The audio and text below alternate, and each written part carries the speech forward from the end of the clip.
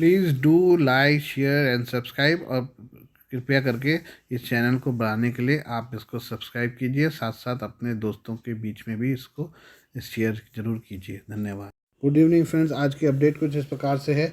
पाकिस्तान में चीन का सीपीसी परियोजना पूरी तरह फेल हो चुकी है। इस कारण गुस्साए चीन ने अब ग्वादर बंदरगाह से समुद्र के रास्ते निर्यात शुरू कर दिया है। बुधवार को इस बंदरगाह से पहली बार 5 कंटेनरों का शिपमेंट चीन रवाना किया गया। ग्वादर बंदरगाह को चीन पाकिस्तान आर्थिक गलियारे के तहत विकसित किया जा रहा है। चीन का सपना ग्वादर बंदरगाह से सीपीसी के तहत बनने वाली सड़क के जरिए माल को अपने देश पहुंचाने का था, लेकिन पाकिस्तानी राजनेताओं और सैन्य अधिकारियों के भ्रष्टाचार के कारण सीपीसी के पूरा होने पर ग्रहण लग चुका है। इस कारण चीन ने सीपीसी को दिए जाने वाले फंड पर रोक लगा रखी है। पाकिस्तानी मीडिया रिपोर्ट के अनुसार ग्वादर बंदरगाह से 24 मई को चीन के लिए पहला प्रत्यक्ष निर्यात शुरू किया गया। इसमें फार्मास्यूटिकल उद्योग से जुड़े कच्चे माल ले जाने वाले 5 शिपिंग कंटेनरों को ग्वादर फ्री जोन से चीन के तियानजिन बंदरगाह के लिए रवाना किया गया। इस शिपमेंट के चीन पहुंचने में 30 दिनों का समय लगेगा। पाकिस्तान और चीन ने इसे ऐतिहासिक घटना बताया है। हालांकि उन्होंने सीपीसी के पूर्ण निर्माण को लेकर चुप्पी साध ली। चीन लगातार सीपीसी में पाकिस्तानी भ्रष्टाचार को लेकर हमलावर है। सीपीसी का पूरा नाम चीन पाकिस्तान आर्थिक गलियारा है। इसका उद्देश्य पाकिस्तान के ग्वादर बंदरगाह को चीन के उत्तर पश्चिमी स्वायत्त क्षेत्र सिंजियान से जोड़ना है। चीन का सपना इस गलियारे के जरिए खाड़ी देशों से आयात किए जाने वाले तेल और गैस को बंदरगाह, रेलवे और सड़क के जरिए कम समय में अपने देश तक पहुंचाना है। सीपीसी के तहत पाकिस्तान से चीन तक बनने वाली सड़क की लंबाई लगभग 2442 किलोमीटर है। यह गलियारा पाकिस्तान अधिकृत कश्मीर, गिलगित बाल्टिस्तान और बलूचिस्तान होते हुए अरब सागर के किनारे स्थित ग्वादर बंदरगाह तक जाएगा।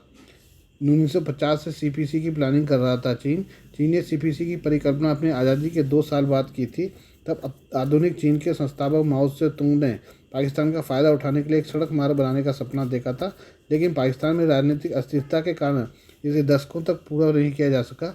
चीन ने साल 1998 में पाकिस्तान के ग्वादर बंदरगाह के निर्माण का काम शुरू किया था, जो 2002 में बनकर पूरा हुआ। चीनी राष्ट्रपति शी जिनपिंग ने 2014 में चीन पाकिस्तानी आर्थिक गलियारे का आधिकारिक ऐलान किया था। तब सीपीसी के जरिए पाकिस्तान में बुनियादी ढांचे के निर्माण के लिए $46 बिलियन का फंड देने का ऐलान किया गया था। इसके बाद 18 दिसंबर 2017 में चीन और पाकिस्तान ने सीपीसी को लंबे समय तक जारी रखने की मंजूरी दी। आइए हम पाकिस्तानी सेना प्रमुख जनरल असीम मुनीर के बारे में बात करें। पाकिस्तानी सेना प्रमुख जनरल असीम मुनीर के पलटवार से इमरान खान की पार्टी में दहशत का माहौल है। इमरान खान की पार्टी पाकिस्तान तहरीक-ए-इंसाफ पीटीआई से दिग्गज नेताओं का जबरन तलाक कराया जा रहा है। इस अलगाव के जारी रहने से अब पार्टी के अस्तित्व पर ही संकट मंडराने लगा है। द एक्सप्रेस ट्रिब्यून अखबार की खबर के मुताबिक फवाद चौधरी के बाद अब मलिका बुखारी, जमशेद चीमा और मुसरत जमशेद चीमा पार्टी छोड़ने वाले नए नेता हैं। बुखारी और चीमा ने भी 9 मई के दंगों की निंदा की, जिसमें भ्रष्टाचार के एक मामले में उस दिन खान की गिरफ्तारी के बाद कई सरकारी इमारतों और संवेदनशील सैन्य प्रतिष्ठानों पर हमला किया गया था। बुखारी, जो अगस्त 2018 से जनवरी 2023 तक नेशनल असेंबली के सदस्य थे और सितंबर 2018 से अप्रैल 2022 तक कानून के संसदीय सचिव के रूप में कार्यरत थे, ने एक संवाददाता सम्मेलन में कहा कि पीटीआई छोड़ने का उनका निर्णय किसी के दबाव के तहत नहीं लिया गया है। द एक्सप्रेस ट्रिब्यून की रिपोर्ट के अनुसार बुखारी ने 9 मई की घटनाओं की निंदा करते हुए कहा, किसी ने मुझे निर्णय लेने के लिए मजबूर नहीं किया। उन्होंने कहा, 9 मई के हमलों की पारदर्शी जांच होनी चाहिए।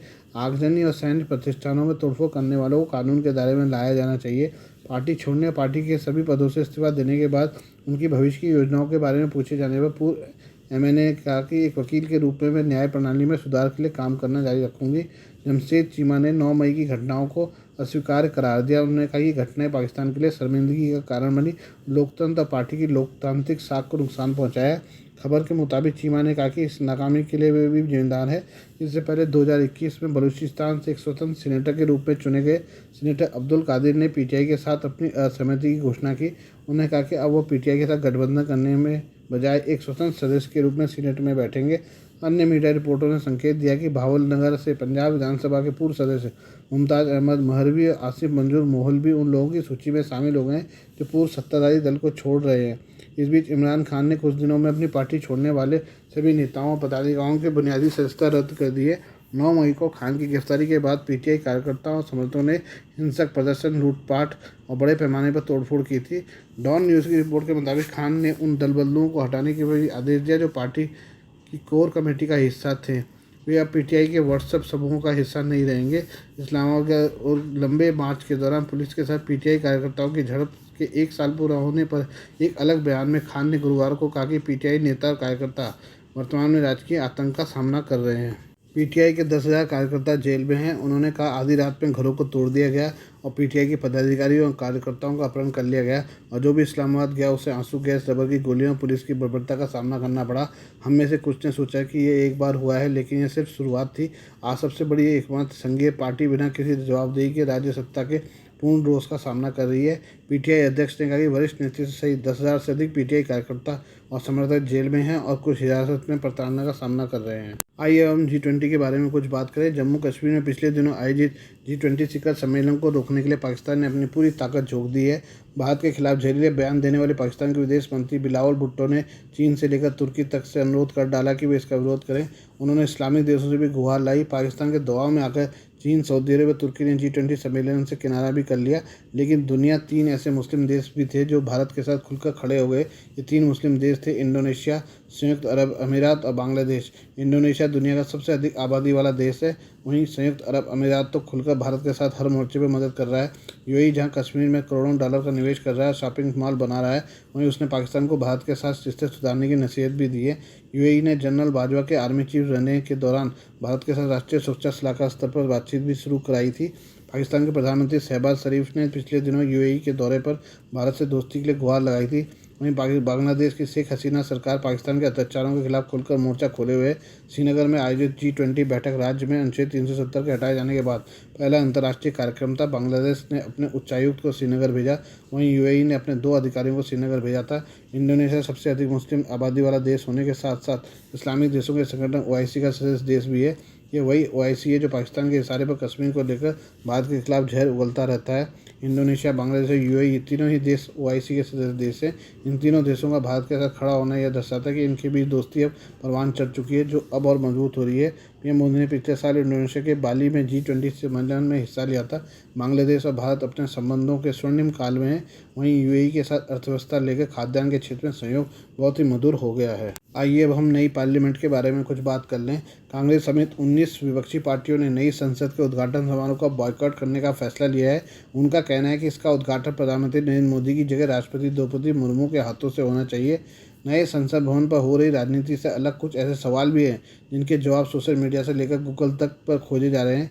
नई संसद कैसे दिखाई देगी, आखिर इसकी जरूरत क्यों पड़ी, इसे कितने बनाया और अब क्या पुरानी संसद को तोड़ दिया जाएगा, नई संसद की जरूरत क्यों पड़ी। सेंट्रल विस्ता प्रोजेक्ट के तहत नई संसद भवन का निर्माण किया गया है। इस पूरे प्रोजेक्ट पर 20,000 करोड़ रुपए खर्च होने हैं।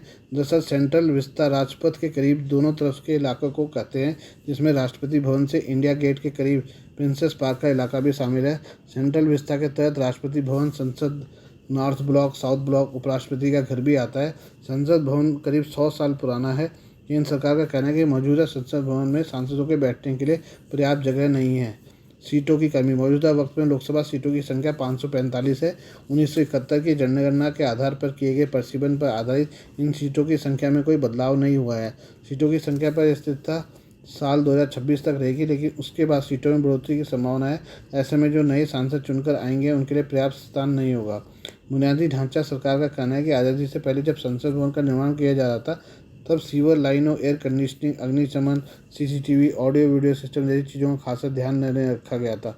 बदलते समय के साथ संसद भवन में इन्हें जोड़ा तो गया, लेकिन उससे भवन में सीलन जैसी दिक्कतें पैदा हुआ और आग लगने का खतरा बढ़ा है। सुरक्षा, करीब 100 साल पहले जब संसद भवन का निर्माण हुआ था उस वक्त दिल्ली भूकंपीय क्षेत्र 2 में थी, लेकिन अब यह 4 में पहुँच गई है। कर्मचारियों के लिए कम जगह, सांसदों के अलावा सैकड़ों की संख्या में ऐसे कर्मचारी संसद में काम करते हैं। लगातार बढ़ते दबाव के चलते संसद भवन में काफ़ी भीड़ हो गई है। संसद में लोकसभा भवन को राष्ट्रीय पक्षी मयूर और राज्यसभा को राष्ट्रीय फूल कमल का थीम पर डिज़ाइन किया गया है। पुरानी लोकसभा में अधिकतम 552 व्यक्ति बैठ सकते हैं। नई लोकसभा भवन में 888 सीटों की क्षमता है। पुराने राज्यसभा भवन में 250 सदस्यों की बैठने की जगह है। वहीं नई राज्यसभा हॉल में क्षमता को बढ़ाकर 384 किया गया है। नए संसद भवन की संयुक्त बैठक के दौरान वहाँ 1272 सदस्य बैठ सकेंगे। इसके अलावा नए संसद भवन में और क्या होगा, अधिकारियों के अनुसार नए भवन में सभी सांसदों को अलग दफ्तर दिए जाएंगे जिसमें आधुनिक डिजिटल सुविधाएं होंगी ताकि पेपरलेस दफ्तरों के लक्ष्य की ओर बढ़ा जा सके। नई इमारत में एक भव्य कॉन्स्टिट्यूशनल हॉल या संविधान हॉल होगा जिसमें भारत की लोकतांत्रिक विरासत को दर्शाया जाएगा। वहाँ भारत के संविधान की मूल प्रति को भी रखा जाएगा। साथ ही वहाँ सांसदों के बैठने के लिए बड़ा हॉल, एक लाइब्रेरी, समितियों के लिए कई कमरे, भोजन कक्ष और बहुत सारी पार्किंग की जगह होगी। इस पूरे प्रोजेक्ट का निर्माण क्षेत्र 64,500 वर्ग मीटर में फैला हुआ है। मौजूदा संसद भवन से नई संसद का क्षेत्रफल 17,000 वर्ग मीटर अधिक है। पुराने संसद भवन को ब्रिटिश वास्तुकार सर एडविन लुटियंस और हर्बर्ट बेकर ने काउंसिल हाउस के रूप में डिज़ाइन किया था। इसे बनाने में 6 साल 1921 से 1927 लगे थे। उस वक्त इस भवन में ब्रिटिश सरकार की विधान परिषद काम करती थी। तब इसे बनाने पर 83 लाख रुपए खर्च हुए थे। वहीं आज नए भवन को बनाने में करीब 862 करोड़ रुपए खर्च आया है। जब भारत आज़ाद हुआ था तो काउंसिल हाउस को संसद भवन के रूप में अपनाया गया। अधिकारियों के अनुसार मौजूदा संसद भवन का इस्तेमाल संसदीय आयोजनों के लिए किया जाएगा। नई इमारत बनाने का ठेका टाटा प्रोजेक्ट्स लिमिटेड को मिला है। उसने सितंबर 2020 में 861.90 करोड़ रुपए की बोली लगाकर ये ठेका हासिल किया था। नया संसद भवन सेंट्रल विस्ता प्रोजेक्ट का हिस्सा है। इस प्रोजेक्ट का खाका गुजरात स्थित एक आर्किटेक्चर फर्म HCP डिज़ाइन से तैयार किया है। Central public works department CPWD ने संसद कॉमन सेंट्रल सेक्रेटरी और सेंट्रल विस्ता के डेवलपमेंट के लिए कंसल्टेंसी का काम HCP design planning and management को पिछले अक्टूबर 2019 में सौंपा था। सेंट्रल विस्ता इलाके के मास्टर प्लान के डेवलपमेंट और नई ज़रूरतों के हिसाब से बिल्डिंग का डिज़ाइन बनाने के काम में ये कंपनी शामिल रही है। इसके लिए कंसल्टेंट नियुक्त करने का टेंडर CPWD ने पिछले साल सितंबर में निकाला था। कंसल्टेंसी के लिए 229.75 करोड़ रुपए का खर्च तय किया गया था। इस बिड में HCP डिज़ाइन की जीत हासिल हुई थी। HCP डिज़ाइन के पास गुजरात के गांधीनगर में सेंट्रल विस्ता और राज्य सचिवालय, अहमदाबाद में Sabarmati river front development, Mumbai port complex, Varanasi में मंदिर कॉम्प्लेक्स के रीडेवलपमेंट, IIM अहमदाबाद के नई कैंपस के डेवलपमेंट जैसे कामों का पहले से अनुभव है। देश में सबसे बड़ा समुद्री पुल मुंबई में बनाया गया है। हम इस खबर में आपको बता रहे हैं कि इस पुल से बनने से कितने फ़ायदे होंगे, इसे बनाने में कितना समय लागत आई है और इसकी खूबियाँ है। इसकी जानकारी भी हम आपको इस खबर में दे रहे हैं। महाराष्ट्र की राजधानी मुंबई में देश का सबसे बड़ा समुद्री पुल बनकर तैयार हो गया है। रिपोर्ट्स के मुताबिक इस पुल को जल्दी आम जनता के लिए खोल दिया जाएगा। देश के सबसे बड़े समुद्री पुल की कई खूबियाँ हैं। यह पुल 22 किलोमीटर लंबा और इस पर कुल 6 लेन बनाई गई हैं। खास बात यह है कि इस पुल के शुरू होने के बाद मुंबई और नवी मुंबई के बीच लगने वाले समय में काफ़ी कमी आएगी। अभी मुंबई से नवी मुंबई जाने में करीब 60 मिनट का समय लगता है, लेकिन इसके शुरू होने के बाद यह समय 60 मिनट से कम होकर सिर्फ 16 मिनट के करीब रह जाएगा। मुंबई ट्रांस हार्बर लिंक का फ़ायदा सिर्फ मुंबई और नवी मुंबई के लोगों को ही नहीं होगा, बल्कि यह मुंबई पुणे एक्सप्रेसवे और मुंबई और गोवा नेशनल हाईवे से भी जुड़ेगा, जिससे पुणे, बेंगलुरु, गोवा के लिए भी समय कम हो जाएगा। साथ ही इस पुल के जरिए रायगढ़ जिले को मुख्य शहर के पास लाने में भी मदद मिलेगी। इस पुल को बनाने में 1,70,000 मीट्रिक टन स्टील बार का उपयोग किया गया है। इतने वजन से करीब 17 एफिल टावर को बनाया जा सकता है। इसके साथ ही इसमें 85,000 मीट्रिक टन आर्थोटोपिक स्टील, 48,000 किलोमीटर लंबे प्री स्ट्रेसिंग तार और 9.75 लाख क्यूबिक मीटर कंक्रीट को लगाया गया है। आज के लिए बस इतना ही। बाकी मिलते हैं कल आपसे नई खबरों के साथ। धन्यवाद।